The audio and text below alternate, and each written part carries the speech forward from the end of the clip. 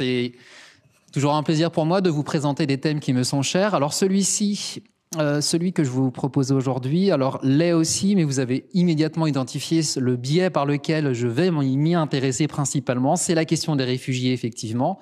Alors je ne suis pas un spécialiste du droit du sport, c'est une matière en tant que telle, c'est une discipline universitaire qui a ses spécialistes dont je ne suis pas. J'ai eu l'occasion d'écrire sur la question du droit transnational sportif, mais vous le sentez bien, c'est bien la question des réfugiés qui m'intéresse, et effectivement poser cette question de ce que la planète sportive peut nous apprendre sur la condition des réfugiés. Et c'est dans ce contexte-là, dans un article que j'avais écrit il y a quelques années maintenant, dans une revue qui s'appelle Cosmopolis, qui est justement une revue qui réfléchit sur le cosmopolitisme.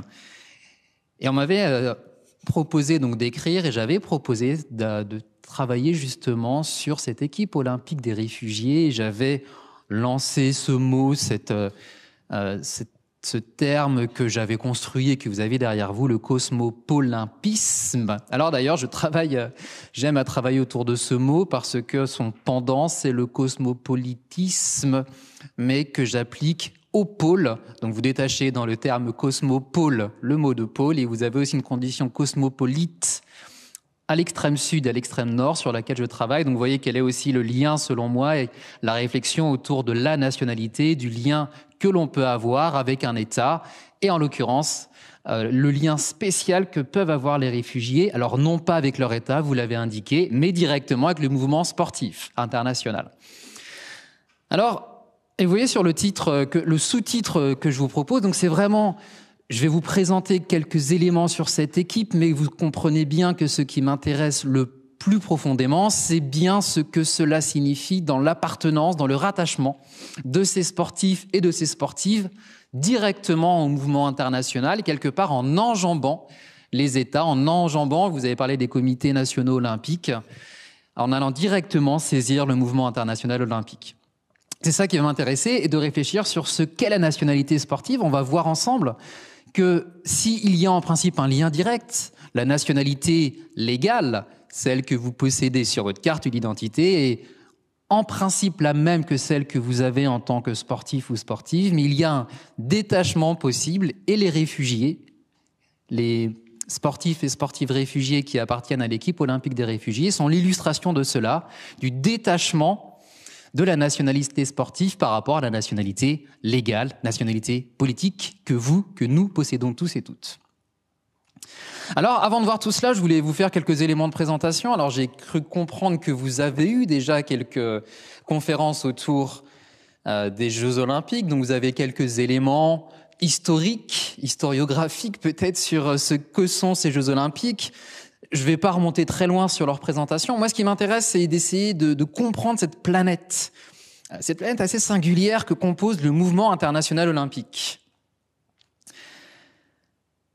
Car nous avons ici véritablement un ensemble, une structure bien ordonnée, bien organisée, et qui, finalement, se déploie quelque peu en parallèle du monde politique que l'on connaît, articulé autour des relations entre les États, des organisations internationales que vous connaissez tous et toutes, l'Organisation des Nations Unies. Donc nous avons quelque part ce monde légal, ce monde politique qui existe, et en parallèle, nous avons ce monde sportif.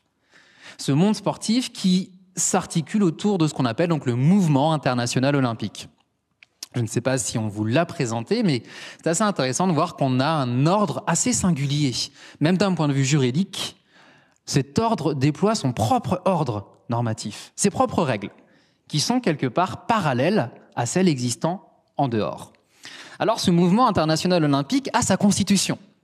Comme un État a sa constitution, comme le monde a ce qu'on appelle parfois la constitution mondiale, la charte des Nations Unies, l'ordre olympique, le mouvement international olympique a pour constitution la charte olympique.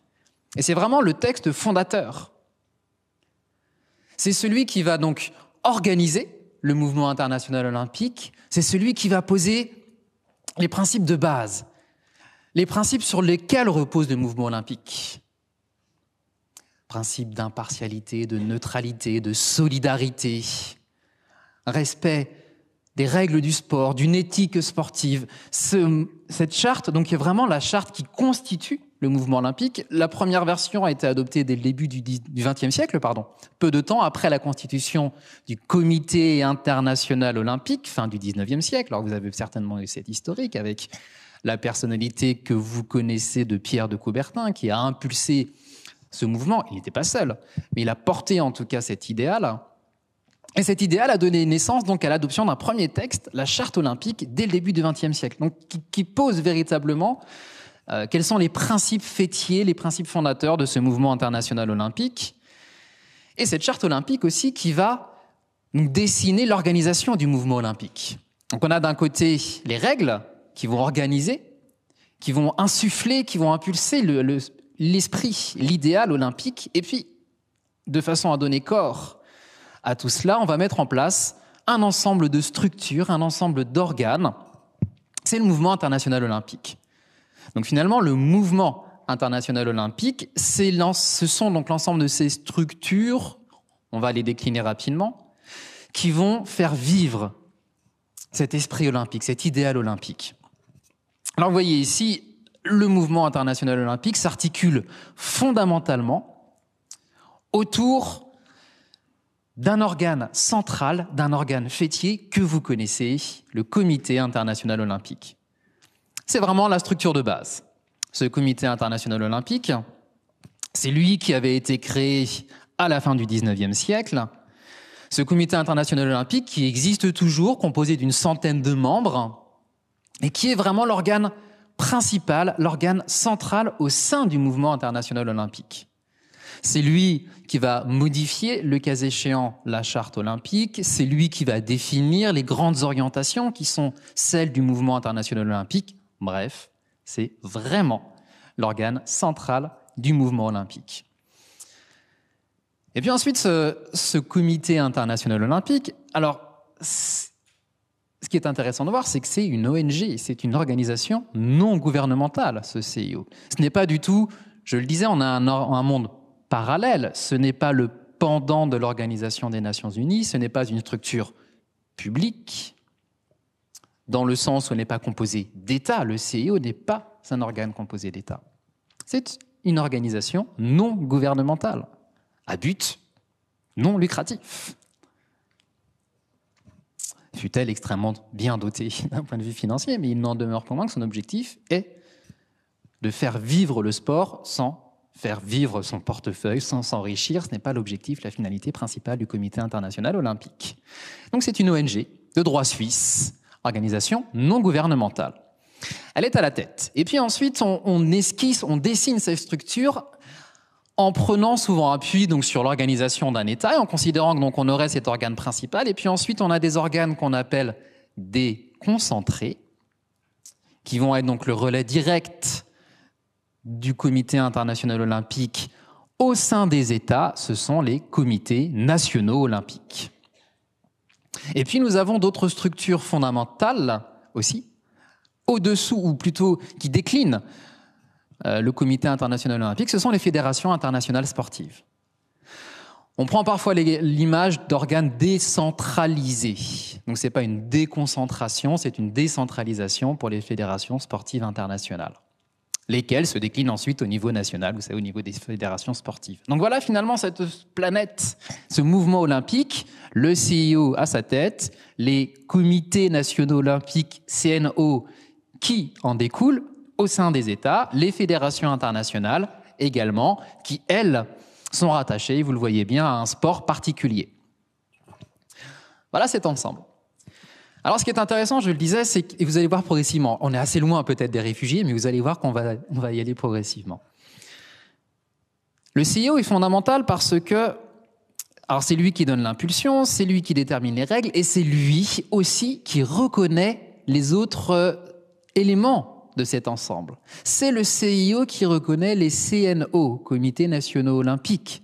C'est le CIO qui reconnaît également les fédérations internationales qui vont en relever. Donc c'est véritablement un organe fondamental par ce truchement de la reconnaissance. Et on verra plus tard.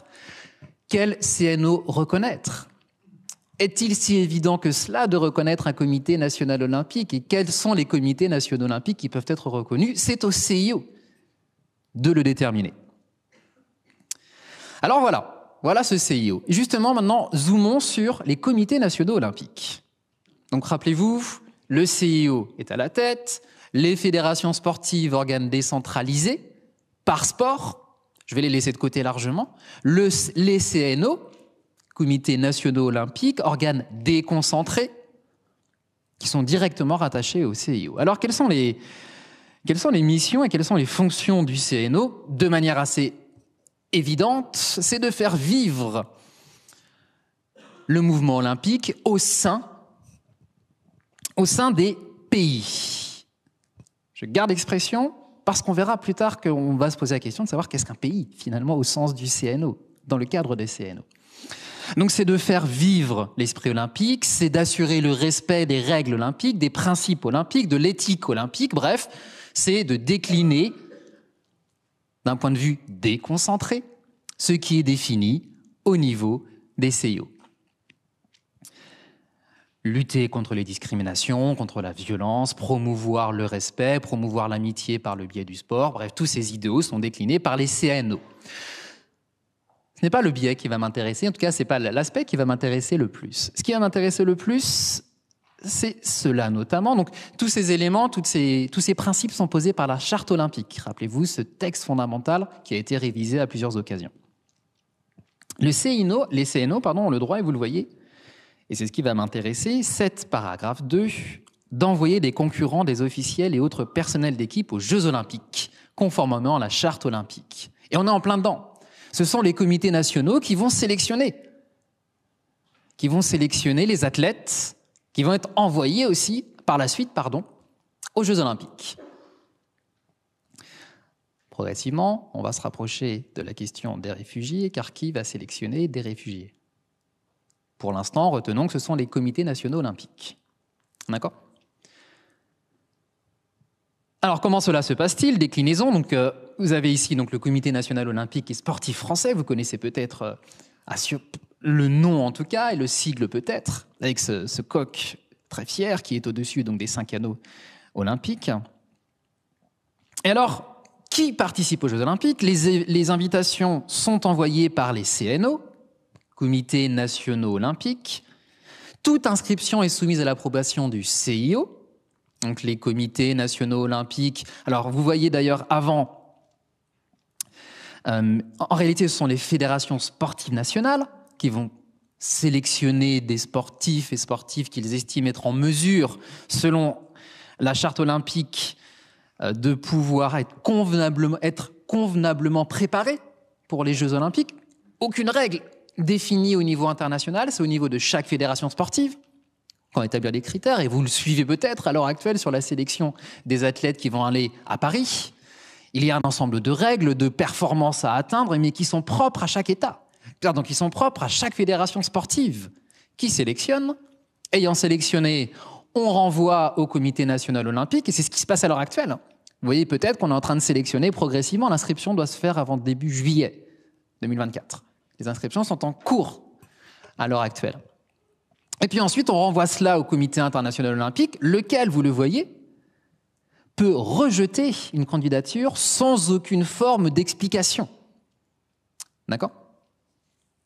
On a toujours cet organe central, cet organe fêtier, qui est le CIO.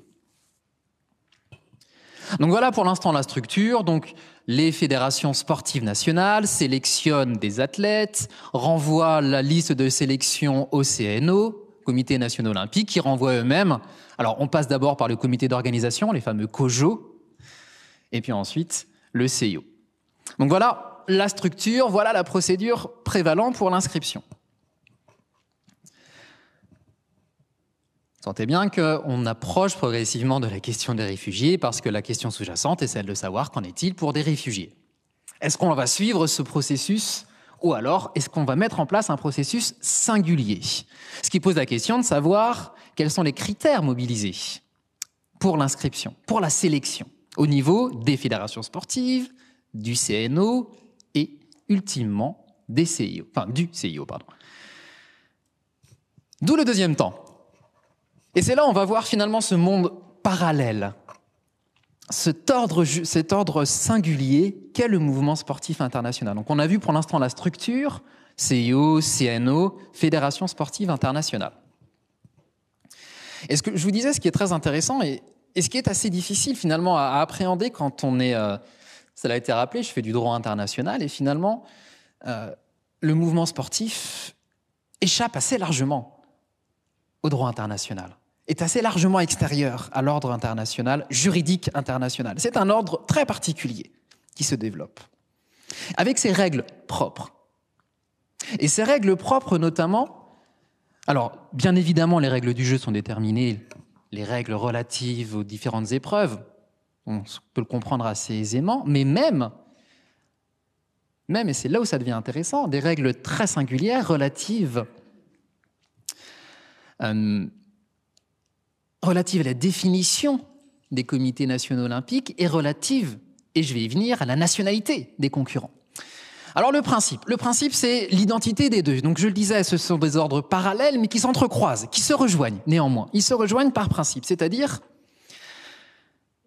et je m'appuie beaucoup sur la charte olympique, j'ai utilisé tout à l'heure et j'ai insisté sur le terme pays. Vous voyez, dans la charte olympique, on évoque sans arrêt le terme pays.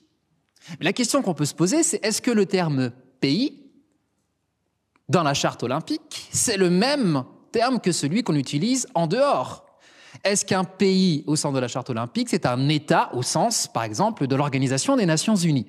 Que nous dit précisément la charte olympique, article 30? Dans la charte, justement, l'expression pays signifie un État indépendant reconnu par la communauté internationale.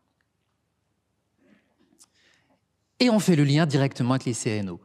La dénomination d'un comité national olympique et sportif français, donc le pays, c'est la France, doit correspondre aux limites territoriales et à la tradition de son pays. Donc en principe, on a un alignement du pays sportif sur le pays politique. Le CNO français recouvre le territoire français, correspond à l'État français. Ça, c'est le principe. Vous savez, ce qui intéresse les juristes, ce ne sont pas les principes, car elles sont simples à énoncer, ce sont les exceptions. Et vous allez voir qu'il y a des exceptions à ce principe. Mais en tout cas, pour l'instant, et de manière intuitive, je pense que vous le sentez bien, le CNO, quand on pense au comité national olympique, on se dit le comité national olympique du Royaume-Uni, c'est le comité national olympique qui correspond à l'État britannique. On va voir qu'il n'en va pas exactement ainsi. Comité national olympique allemand correspond au territoire allemand, etc. Voici la règle qui semble évidente et qui aligne donc le monde sportif sur le monde politique. Politique, entendez, au sens de monde d'ordre mondial. Autre élément, et en lien avec cela, il y a une identité de principe entre la nationalité sportive et la nationalité légale, c'est-à-dire quelle est la nationalité du concurrent aux Jeux Olympiques? Tout concurrent aux Jeux Olympiques doit être ressortissant du pays du CNO qui l'inscrit. Alors c'est assez intéressant. Donc pour les Jeux Olympiques, rappelez-vous, vous êtes sélectionné par des fédérations sportives, puis par le Comité national olympique. Et j'avais laissé en suspens la question des critères. Alors ils sont doubles nécessairement ces critères. Il y a bien sûr des critères sportifs qui sont déterminés essentiellement par les fédérations sportives. Vous voulez, je ne sais pas moi, vous présenter pour courir, je parlais tout à l'heure du marathon aux Jeux Olympiques, vous devrez, en tant que Français, c'était 2h10, je crois, faire au minimum 2h10. Critères uniquement sportifs, propres à l'État français, propres à la fédération sportive, enfin, fédération d'athlétisme sportif française. Deuxième critère est politique, parce qu'il est lié à la nationalité. Vous voulez, ou pour être sélectionné par le Comité national olympique et sportif français, vous devez donc être de nationalité française. Et donc là, on aligne le monde sportif avec le monde politique.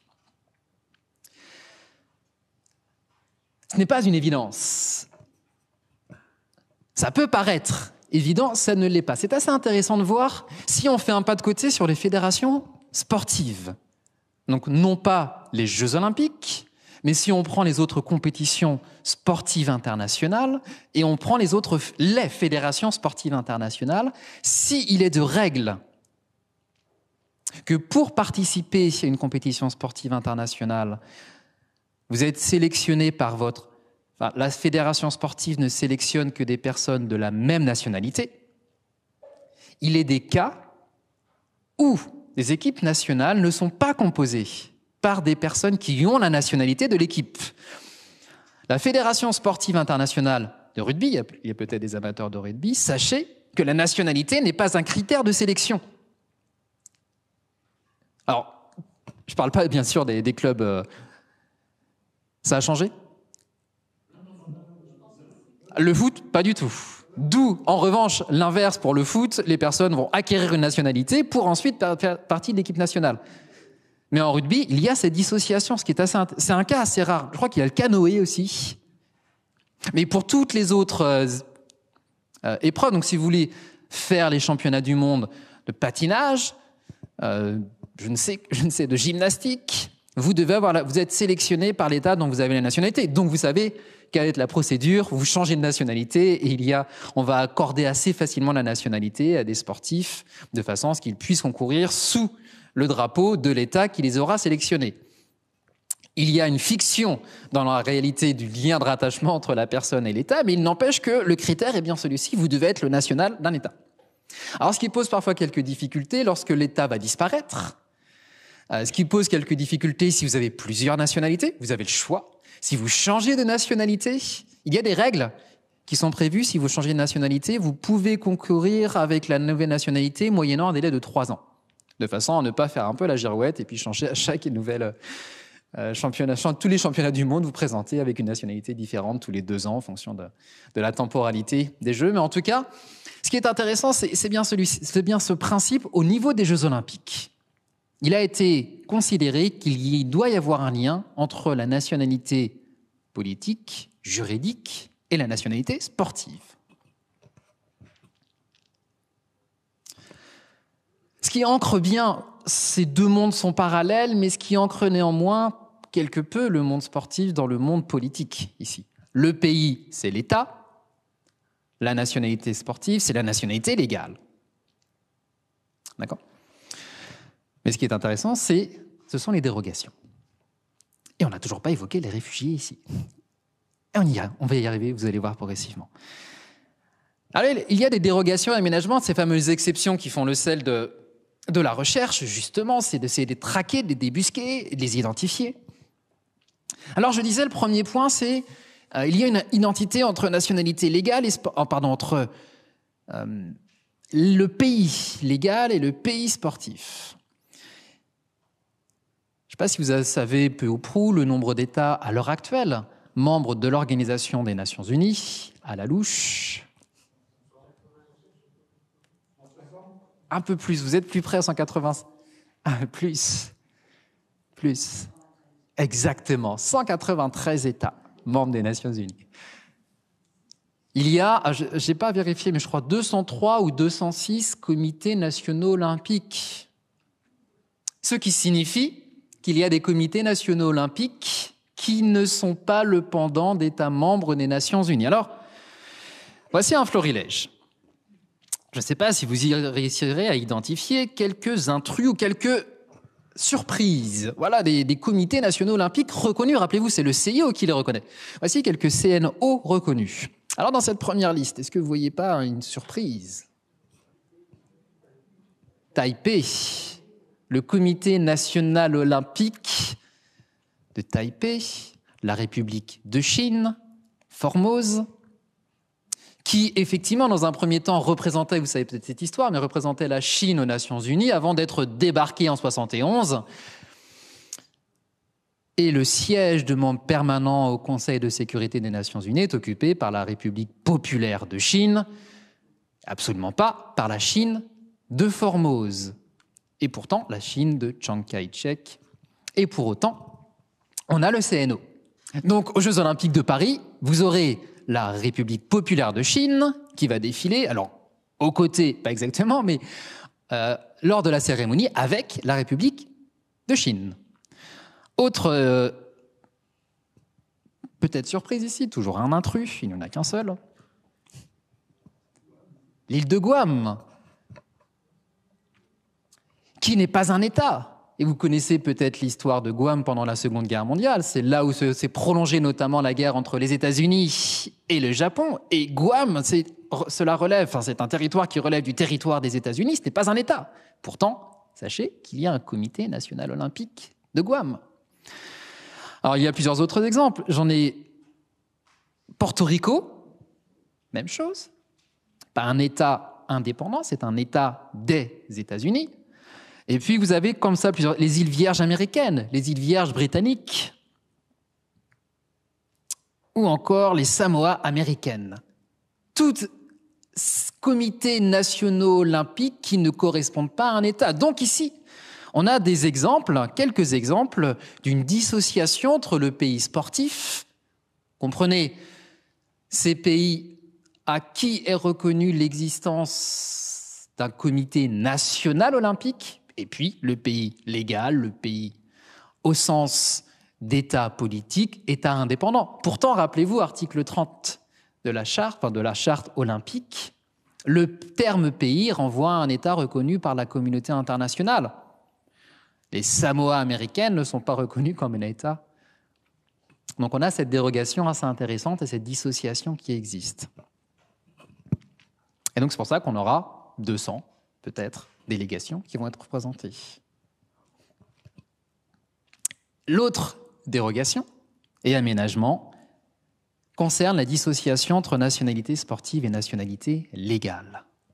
Donc là, vous avez au niveau des pays, pays légal, pays sportif, en principe, les deux sont équivalents. Il y a des cas de différenciation. Il y a aussi le Kosovo. Alors, le Kosovo, la question, est-ce que c'est un État? Il n'est pas reconnu par tous les autres États. En tout cas, il y a le Comité national olympique du Kosovo qui est reconnu.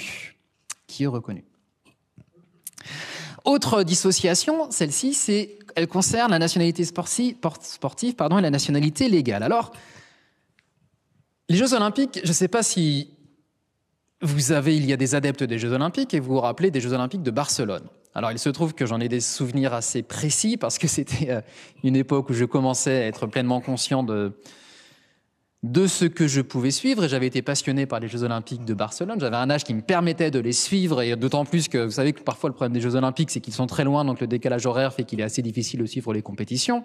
En l'occurrence, à Barcelone,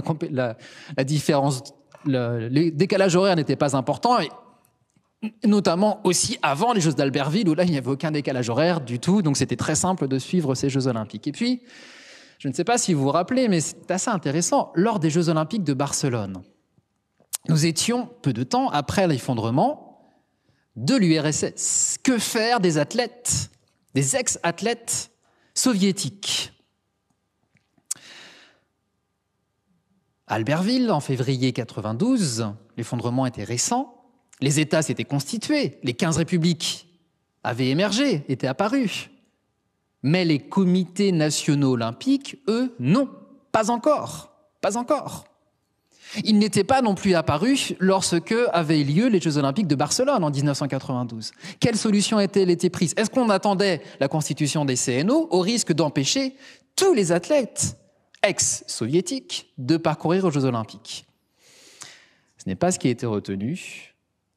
Et on a créé, à cette occasion, d'abord à Albertville, ce qu'on a consacré à Barcelone, on a consacré l'équipe des athlètes indépendants, qui concouraient sous la bannière de la communauté des États indépendants. Vous savez, cette CEI qui a été quelque part la suite, qui a essayé de conserver un ferment de relations entre les républiques et qui a été le drapeau derrière lequel ont concouru les athlètes ex-soviétiques des 15 républiques issues de l'URSS. Donc là, on avait une dissociation quelque part entre la nationalité légale que possédaient ces athlètes par ailleurs. Ils étaient ukrainiens, ils étaient bélarusses ou ils étaient russes. Mais ils concouraient tous ensemble sous la même bannière, la CEI, celle des athlètes indépendants. Alors en réalité, il va y avoir à Albertville, il va y avoir absolument une dissociation, c'est-à-dire qu'ils vont effectivement concourir derrière le drapeau olympique, et lorsqu'ils vont remporter des épreuves, ce sera l'hymne olympique qui va retentir. À Barcelone, comme les comités nationaux olympiques étaient presque constitués, ces athlètes vont certes concourir derrière la bannière de la CEI, ce qui va faire d'ailleurs des équipes dans les sports collectifs très compétitifs, parce qu'on avait encore des athlètes des 15 anciennes républiques.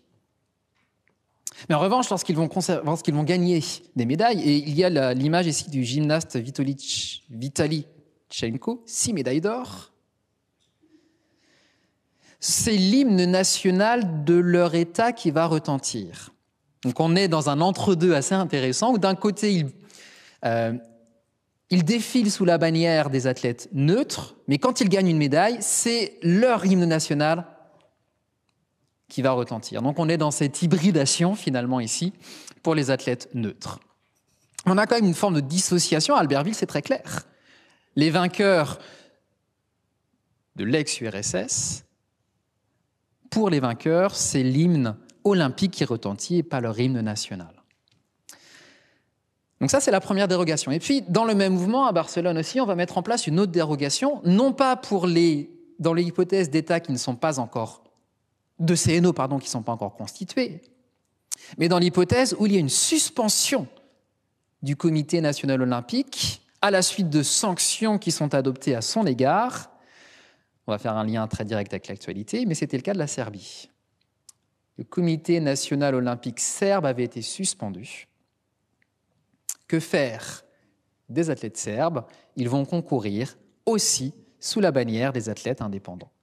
Donc nous avons deux hypothèses d'athlètes indépendants, soit ceux qui appartiennent à un comité national olympique non encore reconnu, soit ceux qui appartiennent à un comité national olympique suspendu. Mais l'idée, c'est qu'il n'y ait pas de dommage collatéral à destination de l'athlète. Alors en 2016, c'est assez intéressant, nous allons avoir aux Jeux olympiques un tireur koweïti du Koweït qui va concourir sous la bannière des athlètes indépendants et qui va remporter la médaille d'or. Le Comité national olympique du Koweït avait été suspendu. Cet athlète a pu participer aux Jeux olympiques, mais finalement, il n'a pas participé sous la bannière du Koweït, mais des athlètes indépendants, et c'est l'hymne olympique qui va retentir. Donc on a, vous voyez, cette première hypothèse d'athlètes indépendants qui concourent, soit, vous le voyez bien, soit parce que leur comité national olympique est suspendu, soit parce que le comité national olympique n'existe pas encore, est en phase de constitution. Alors vous voyez bien l'écho direct avec la situation contemporaine, où le comité international olympique a précisément décidé de suspendre le comité national olympique de la Fédération de Russie et le comité national olympique bélarusse pour les Jeux olympiques de Paris. Alors la raison, vous la voyez, elle est explicitée ici. Ce n'est pas directement le conflit. Cela pose quelques difficultés parce que le comité international olympique repose sur un principe, et la charte olympique, sur un principe de neutralité politique. Le CIO s'abstient de prendre toute position qui pourrait finir en une ingérence dans les affaires politiques, dans les affaires intérieures. Mais qui est-ce qui a notamment motivé la décision du CIO? C'est le fait. Rappelez-vous, les CNO inscrivent leurs ressortissants. Qu'a fait le Comité national olympique russe? C'est qu'il a considéré que les ressortissants incluaient notamment les ressortissants de Crimée, la Crimée annexée en 2014, et les ressortissants des deux républiques de Louhansk et de Donetsk, du Donbass, annexés le 20 février 2022, à la veille de la guerre que la Fédération de Russie a enclenché. De ce fait, le Comité international olympique a décidé de suspendre la Fédération de Russie. Quelle est la conséquence? Les athlètes russes qui souhaiteraient participer aux Jeux olympiques de Paris le feront, mais non pas sous la bannière russe, il en va de même pour les Bélarusses, mais sous la bannière des athlètes indépendants. Alors ils sont très très peu pour l'instant à le faire, car on a ajouté une condition, qui est le fait aussi de ne jamais avoir soutenu la guerre, de ne pas avoir tenu de propos explicites et publics soutenant la guerre, ce qui limite le nombre, pour l'instant, d'athlètes. Je crois qu'ils ne sont qu'une petite dizaine. Ils seront une trentaine, quarantaine maximum, ce qui sera très peu. Pour l'instant, la Russie n'a pas exclu cette possibilité. C'est-à-dire que les autorités russes auraient pu interdire les athlètes de concourir, ce qui n'est pas le cas pour l'instant. Ils consentent, en tout cas officiellement, à ce que ces athlètes participent aux Jeux olympiques, mais la délégation d'athlètes indépendants composée de personnes d'origine russe, qui ont la nationalité légale russe, sera très faible. D'accord ? Donc en tout cas, voilà cet exemple ici d'athlètes indépendants. Et donc là, pour les Russes, s'ils gagnent une médaille d'or, ce ne sera pas l'hymne russe qui retentira, ce sera l'hymne olympique. On ne va pas décompter les victoires, on ne va pas décompter les médailles qui vont être obtenues par ces athlètes indépendants. Donc vraiment pour détacher ces athlètes de leur nationalité légale. Vous voyez, dans ces hypothèses, quand même, ce qui est intéressant, c'est qu'on détache, mais on garde un lien malgré tout. On détache le monde sportif du monde politique, mais on garde un lien. Les athlètes indépendants sont les athlètes, rappelez-vous, qui sont rattachés à un comité national olympique, soit en phase d'être créé, soit suspendu. Mais indirectement, ils sont toujours liés à un comité national olympique. Indirectement, ils sont donc toujours liés à un État. Le pays légal est lié au pays sportif, la nationalité légale reste liée à la nationalité sportive. Les athlètes indépendants sont sélectionnés en tant qu'ils sont russes de nationalité légale, même si leur nationalité sportive est d'être athlètes indépendants, si vous voulez. Qu'en est-il pour les réfugiés? Et on y vient. Par définition, les réfugiés, ce sont celles et ceux qui fuient leur état de résidence ou de nationalité à raison de persécutions qu'ils craignent de subir pour des motifs religieux, nationaux, politiques ou toute autre situation, toute autre appartenance à un groupe social. Et donc ils fuient leur pays. Alors qui va inscrire les athlètes qui sont par ailleurs réfugiés? Ils ont fui leur pays car ils craignaient des persécutions. S'ils fuient leur pays parce qu'ils craignent des persécutions de ce pays, peut-on imaginer que le comité national olympique de leur pays les inscrive, alors même qu'ils ont fui leur pays? Cela semble assez peu probable. Les réfugiés peuvent fuir leur pays à raison des persécutions de la part des autorités de ce pays, première hypothèse. Mais ils peuvent aussi fuir un pays dans la mesure où celui-ci n'est pas en capacité de les protéger contre des persécutions qui ne seraient pas le fait de ce pays. Autrement dit, on n'est pas nécessairement réfugié parce qu'on est persécuté par son pays, mais aussi parce que son pays ne peut pas nous protéger contre des persécutions que l'on rencontre par ailleurs. Dans cette deuxième hypothèse, on pourrait peut-être envisager que finalement une personne fuit des persécutions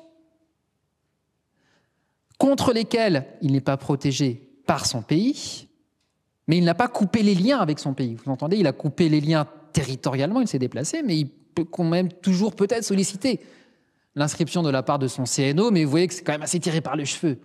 On fuit un pays, on va être inscrit par le comité national olympique de son propre pays. C'est une hypothèse d'école, mais qui est une guerre mobilisable. Alors l'autre hypothèse va être celle où le réfugié va être inscrit par le Comité national olympique de l'État de résidence qui l'accueille. Oui, mais rappelez-vous, pour que l'on soit inscrit, il faut avoir la nationalité de l'État qui accueille. Or, le réfugié n'a pas ipso facto la nationalité de l'État qui accueille. Il faut une naturalisation qui n'est pas automatique après la reconnaissance du statut de réfugié. Et pourtant, malgré cela, ce qui est assez intéressant, c'est qu'on a eu, en 2012, vous voyez, la souplesse de la pratique pour faire face aux difficultés. Vous aviez un marathonien qui avait fui le Soudan, qui est arrivé aux États-Unis et qui a été inscrit aux Jeux Olympiques de Londres en 2012. Il était réfugié aux États-Unis, il a été inscrit alors même qu'il n'avait pas la nationalité des États-Unis, mais en réalité, j'ai dit qu'il était originaire du Soudan, il était originaire du Sud-Soudan. Or, le Sud-Soudan est devenu indépendant en 2011. Il était devenu indépendant. Donc, en réalité, on était là, vous voyez, dans une situation hybride de l'hypothèse qu'on a vue précédemment, où en réalité, il allait exister un comité national olympique sud-soudanais. C'est par ce tour de passe-passe qu'on a permis l'inscription de ce marathonien. En tant que réfugié, il n'a pas de droit d'être inscrit, d'autant qu'il n'a pas la nationalité des États-Unis, mais il était inscrit parce qu'on allait être constitué le comité national olympique sud-soudanais. Donc, parce que ce comité allait se créer, on a pu l'inscrire. Ce qui est intéressant d'ailleurs, c'est qu'en 2016, il sera porte-drapeau du Sud-Soudan aux Jeux Olympiques de Rio. Et ce qui est très intéressant, c'est qu'en réalité, il y aura 2 Sud-Soudanais porte-drapeau à Rio. Ce marathonien, portant le drapeau du Sud-Soudan, parce qu'il est sud-soudanais, il a été inscrit par son CNO, procédure classique, et une compatriote sera porte-drapeau, mais elle, de l'équipe olympique des réfugiés. Et on en vient enfin à cette équipe olympique des réfugiés. Donc ça, c'est à Rio, finalement, vous avez 2 Sud-Soudanais, l'un qui porte le drapeau de son État, de l'État de nationalité légale, et une autre qui porte le drapeau de l'État de nationalité d'aucun État de nationalité.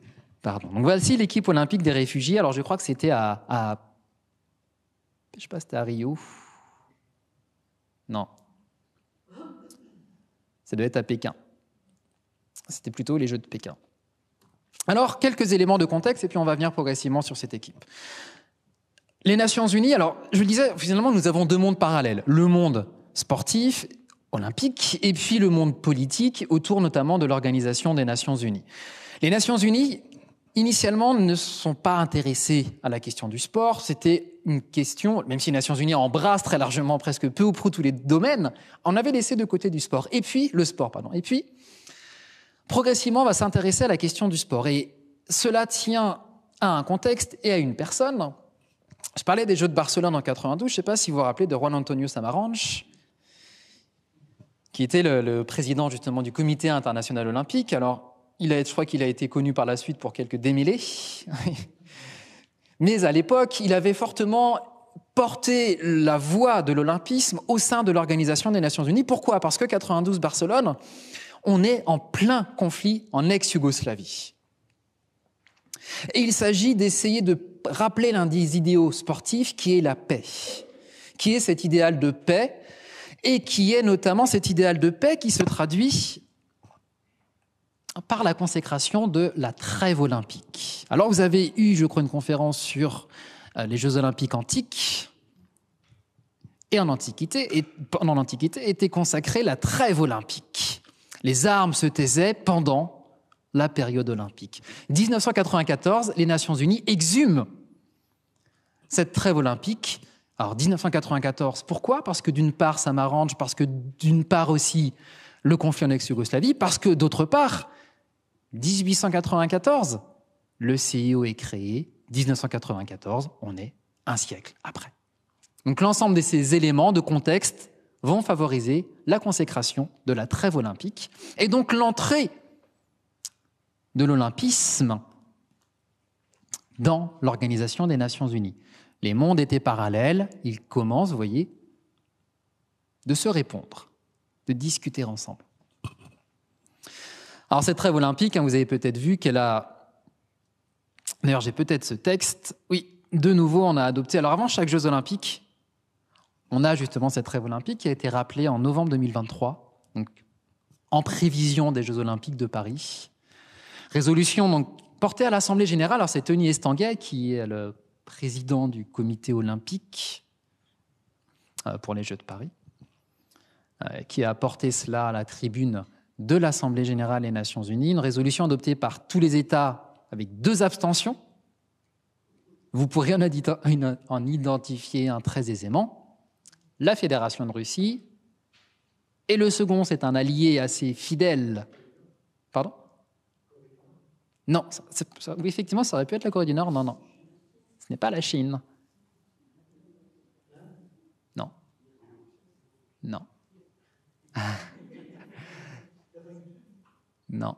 Un allié soutenu par la Fédération de Russie et qui soutient désormais la Fédération. Vous savez, quand il y avait toutes ces résolutions qui condamnaient... Exactement, la Syrie. Quand il y avait toutes les résolutions qui condamnaient l'agression de la Russie, nous avions toujours peu ou prou les mêmes États qui étaient présents. Effectivement, la Russie, alors oui, l'Iran, le Venezuela, la Syrie, l'Érythrée, la République populaire de Corée du Nord. Donc la Syrie, c'est absolu.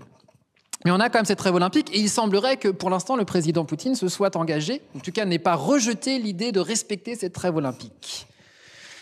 D'ailleurs, vous verrez peut-être que c'est pas ce qui va advenir, l'agression russe le 24 février 2022 a fait suite aux Jeux de Sotchi. La Fédération de Russie n'allait pas agresser en plein Jeux olympiques d'hiver, organisés par son allié chinois. Il y a un lien chronologique qui ne trompe pas grand monde. Alors même si en principe la trêve olympique c'est 7 jours après. Donc là la Fédération de Russie n'a pas respecté la trêve olympique. Ça a d'ailleurs été un biais pour certains pour critiquer et pour condamner l'agression, le non-respect de la trêve olympique. Ça peut paraître très superficiel ou très éloigné des enjeux les plus importants, mais c'était un biais qui a été à un moment mobilisé pour condamner et contester l'agression de la Fédération de Russie. Non-respect de la trêve olympique, pardon. Donc voilà, donc l'olympisme est pris en charge par les Nations Unies, par cet idéal de paix. Et effectivement, et vous l'avez indiqué tout à l'heure, cela va aboutir à un rapprochement entre donc, l'olympisme et les Nations Unies, et un biais. Donc d'abord, le premier biais, c'est la paix, et le second vecteur de rapprochement, c'est la question des réfugiés. Oui, c'est la question des réfugiés. Le Haut Commissariat des Nations Unies pour les réfugiés va se rapprocher du CIO. En 2014, va être mis en place un envoyé spécial pour les réfugiés et le sport. Et en 2016, effectivement, en 2015 va être consacré, et en 2016 va être créée la première équipe olympique et paralympique des réfugiés. Alors, une délégation assez limitée dans un premier temps. Vous voyez, ils sont une dizaine d'athlètes. Et ce qui est assez intéressant de voir, donc, ils sont originaires, alors essentiellement donc, du Soudan du Sud, dont je parlais précédemment, de Syrie aussi. Alors pourquoi du Soudan du Sud ? Parce que la plupart, ce sont des athlètes, c'est-à-dire ils font de l'athlétisme, et ils sont présents, vous le voyez, au Soudan. Pardon, pas au Soudan, au Kenya pour la plupart. Pourquoi ? Parce qu'au Kenya, il y a le plus grand camp de réfugiés au monde. Maintenant, ce n'est plus le plus grand camp, il y a le camp qui accueille les Rohingyas, on en a parlé ensemble l'année dernière ou il y a 2 ans. Mais Kakuma, donc le camp au Kenya, était l'un des plus grands camps, et ce camp, au sein de ce camp, il y avait une ancienne athlète qui avait fortement promu le sport au sein de ce camp. Et elle avait mis en place une politique pour identifier des athlètes de haut niveau dans ce camp et entraîner ces athlètes de haut niveau. C'est la raison pour laquelle beaucoup d'athlètes, en réalité, étaient des personnes qui étaient dans les camps de réfugiés, identifiés par cette structure, puis ensuite inscrits aux Jeux de Rio.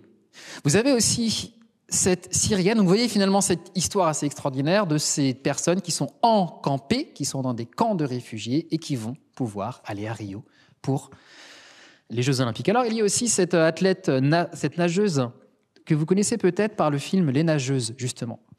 Donc cette athlète syrienne on suit tout son périple pour arriver en Allemagne et elle va pouvoir concourir aux Jeux Olympiques de Rio en 2016.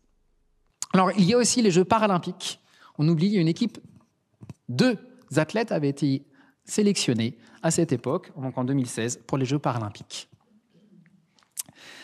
À Pékin, j'en parlais, on reprend la même procédure et là, cette fois-ci, on va élargir donc, le nombre d'athlètes et puis aussi l'origine de ces athlètes. Donc je crois qu'ils sont une vingtaine d'athlètes et originaires d'un nombre plus conséquent d'États. Et vous voyez, donc c'est toujours les comités nationaux olympiques des États hôtes qui vont les inscrire. Donc on a ici une procédure qui reprend le schéma que je vous ai présenté. C'est-à-dire, ce sont des fédérations sportives qui identifient des sportifs, qu'ils proposent aux comités nationaux olympiques de l'État d'accueil, ici, qui vont ensuite les proposer au comité international olympique. On déroge à la règle de la nationalité parce que ces réfugiés n'ont pas la nationalité du comité national olympique hôte. Mais en réalité, juridiquement, ce n'est pas le comité national olympique qui les inscrit, c'est le CIO. C'est directement le CIO qui les inscrit. Donc c'est comme ça qu'on va déroger à la règle de la nationalité légale qui doit correspondre à la nationalité sportive. Et donc vous avez un nombre assez conséquent, relativement conséquent d'athlètes qui vont être inscrits dans ce contexte-là, qui proviennent, vous voyez, finalement, essentiellement de Syrie, d'Afghanistan.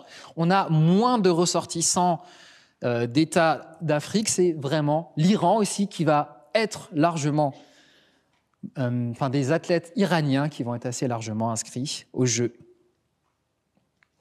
de Pékin. Et les athlètes paralympiques, ils vont être 6 également être inscrits à Pékin. Alors pour les Jeux olympiques de Paris, cela a été dit tout à l'heure, la liste n'est pas encore arrêtée, le processus est en cours.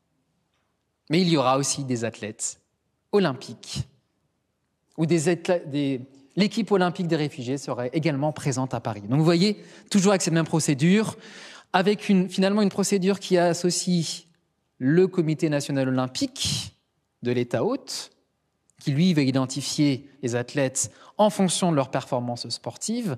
Il y a aussi le Haut-Commissariat des Nations Unies pour les réfugiés qui doit confirmer qu'il s'agit bien de réfugiés. C'est leur qualité de réfugié qui leur permet d'être inscrits. Ce n'est pas leur nationalité, elle est indifférente, c'est leur qualité de réfugié, qui est le vecteur, quelque part, le critère politique. On substitue au critère politique de nationalité un autre critère qui est celui de la qualité de réfugié, qui s'associe aux capacités et aux compétences de nature sportive. Alors, quelques éléments portés perspective et quelques éléments de bilan. Alors, vous voyez finalement que avec cette équipe olympique, on a ce que j'appelais, donc tout à l'heure, je l'indiquais, le cosmopolitisme. L'idée de cosmopolitisme, oui, c'est bien cette idée selon laquelle on va transcender le lien de rattachement de nationalité. Dans l'ordre politique global, c'est le lien de nationalité qui est prépondérant, qui reste prépondérant. La condition cosmopolite renvoie à l'idée d'un citoyen ou d'une citoyenne du monde qui est directement rattaché à la communauté mondiale. Cet idéal dans l'ordre politique a une traduction dans l'ordre sportif avec l'équipe olympique des réfugiés. Ils sont directement rattachés au mouvement olympique sans que leur nationalité ait une incidence quelle qu'elle soit. D'accord ? Donc c'est pour ça que je trouve qu'on a cette illustration d'une forme de cosmopolimpisme qui enjambe, qui transcende les nationalités politiques. Ce qui est intéressant de voir, c'est que ce cosmopolimpisme, donc consacré au niveau du mouvement olympique, a eu une traduction dans d'autres contextes auprès d'autres fédérations internationales À Londres, en 2017, au championnat du monde d'athlétisme, il y a eu une équipe de réfugiés qui a été également sélectionnée. Alors, certains athlètes, d'ailleurs, ont concouru aux Jeux Olympiques et ont concouru au championnat du monde d'athlétisme. Cette année, ou plutôt l'année dernière en 2023, de même, de nouveau, une équipe olympique des réfugiés a concouru aux Jeux Olympiques, au championnat du monde d'athlétisme et aussi au championnat du monde de cyclisme. Il y a eu 5-6, et notamment 2 coureuses iraniennes, d'origine iranienne, ont concouru, inscrites par la Fédération française de cyclisme. On fait les championnats du monde. Donc vous voyez, finalement, ce que l'on avait consacré au niveau olympique, c'est diffusé au niveau décentralisé des fédérations internationales.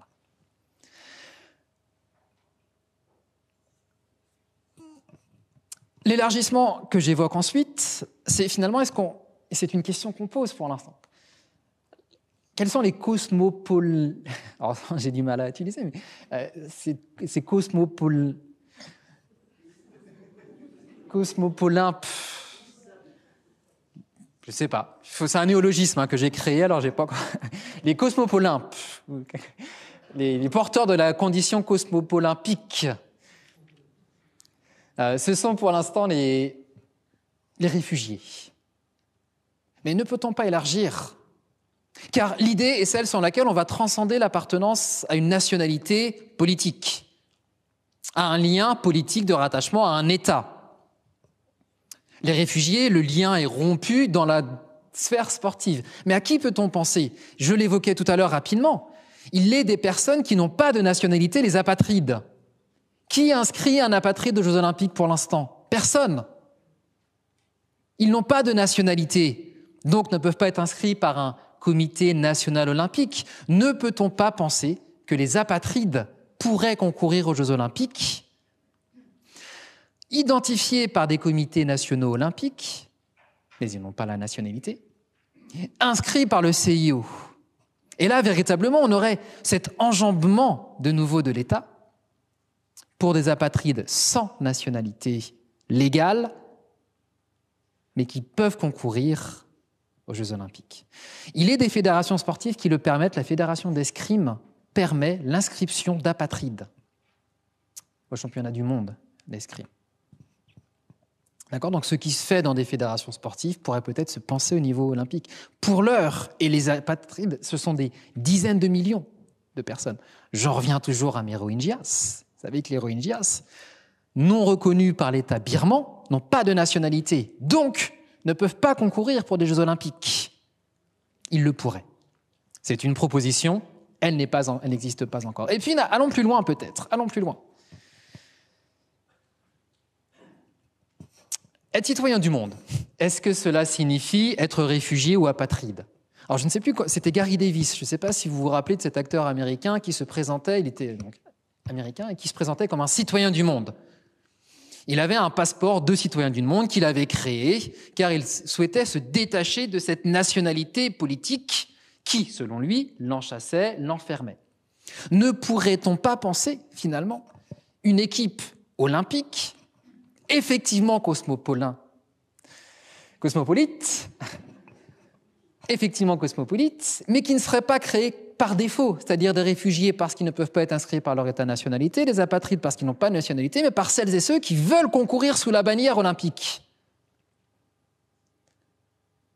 Utopie, peut-être, mais est-ce qu'on n'aurait pas là vraiment une condition cosmopolite d'athlètes qui se détachent de leur nationalité, qui vraiment, épris de cette idéal olympique, se représenteraient sous le drapeau, sous la bannière olympique ? C'est une question, une ouverture, forme d'utopie peut-être, mais vous voyez que c'est intéressant. Et c'est pour ça que l'équipe olympique des réfugiés amène à réfléchir sur cela. En ce détachement du lien de nationalité sportive à la nationalité légale, est-ce qu'on ne peut pas rompre tout simplement ce lien pour celles et ceux qui souhaiteraient, je vous dis, être inscrits, être véritablement des athlètes olympiques ? Non pas parce qu'ils n'ont pas d'autre choix, mais parce qu'au contraire, cela procède de leur choix. D'accord ? Je ne sais pas si c'est dans les cartons, peut-être une réflexion, mais en tout cas, voilà ce vers quoi cette équipe des réfugiés peut peut-être nous amener à réfléchir. Et là, on aurait vraiment deux mondes parallèles, un monde sportif très singulier et distingué du monde politique. Et si on revient sur ce monde politique, finalement, quel lien faire entre cette condition cosmopolite sportive et la condition cosmopolite dans l'ordre politique? Vous posiez tout à l'heure la question en introduction, finalement, qu'est-ce que cela nous dit sur la condition des réfugiés?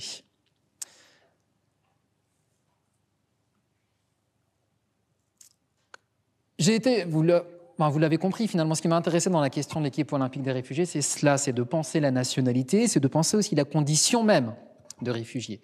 En 2017, quand j'avais écrit cet article, j'avais été très intéressé par ce miroir tendu par les athlètes olympiques qui, pour l'essentiel, étaient encampés. Et finalement, ce chiasme absolu, cette distinction, ce fossé entre leurs conditions d'encampés, donc de personnes qui sont enfermées dans un camp de réfugiés, ce qui est la condition des encampés, et puis la lumière qui était portée sur eux quand ils arrivaient à Rio. Et quelque part, est-ce que on pouvait considérer que ces réfugiés étaient effectivement la tête de proue, étaient une fierté, et il y avait une vraie fierté. Ce qui est intéressant, c'est que à Rio, les personnes qui vivaient dans le camp de Kakuma avaient une très grande fierté à l'égard de leurs sportifs qui venaient de ces camps. Et des voix critiques ont quand même été portées, ont malgré tout été portées. Que sont ces 10 sportifs, même s'ils sont une trentaine? Ou est-ce que ces 10 sportifs ne cachent pas la réalité de la vie des 200 millions de réfugiés? Est-ce que porter le regard sur ces réfugiés ne permet pas de détourner le regard sur la condition des autres personnes qui sont réfugiés? C'est toujours l'idée selon laquelle on va, avec raison, saluer l'extraordinaire parcours de ces sportifs et de ces sportives. Vous voyez, dans le film de Les Nageuses, elles ont eu un itinéraire extrêmement compliqué. Elles ont affronté un très grand nombre de difficultés, mais elles ont rencontré, en arrivant en Allemagne, les bonnes personnes qui leur ont permis d'arriver là où elles sont arrivées. Est-ce que cela n'occulte pas la condition de tous les autres, de toutes celles et tous ceux qui n'ont pas eu la possibilité d'atteindre cela? Est-ce que finalement, cette condition cosmopolite n'est pas réservée qu'au monde sportif sans avoir d'écho dans le monde politique? Les athlètes réfugiés sont cosmopolites dans le monde sportif. Le sont-ils dans le monde politique? Non. On leur oppose toujours leur nationalité. On leur oppose toujours leurs conditions de réfugiés. Donc à la fois, je trouve que c'est très intéressant, effectivement, en tant que cela permet de réfléchir sur cette condition. En 2016, lors de la cérémonie, je crois, il y avait eu justement la prise de parole par la représentante des réfugiés, de l'équipe olympique des réfugiés. Donc c'était un symbole assez fort, on donnait une tribune. C'était plutôt en 2016 à l'Assemblée générale des Nations unies. Le président Obama a été apparu à côté d'une athlète olympique des réfugiés. C'était fort, peut-être. Est-ce qu'on a progressé dans la condition des 200 millions de réfugiés qui existent par ailleurs? Il n'en est pas certain. Donc la question, c'est maintenant comment articuler ce cosmopolimpisme avec la condition peut-être cosmopolite des réfugiés. Voilà une question, voilà un ensemble de questions finalement que l'on peut se poser. Je vous remercie pour votre attention et je me tiens à votre disposition pour les éventuelles questions.